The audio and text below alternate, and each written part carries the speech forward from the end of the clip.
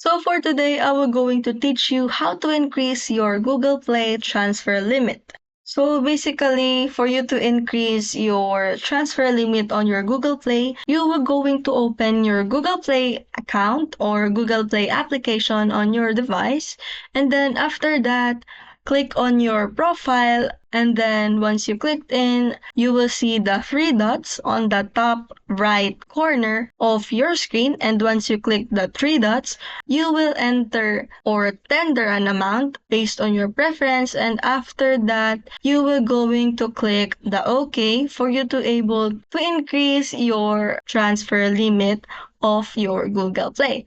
And then after entering the account and after entering the OK, your Google Play transfer limit must increase already. Thank you for watching. If you found this tutorial helpful, don't forget to like, share, and subscribe for more content.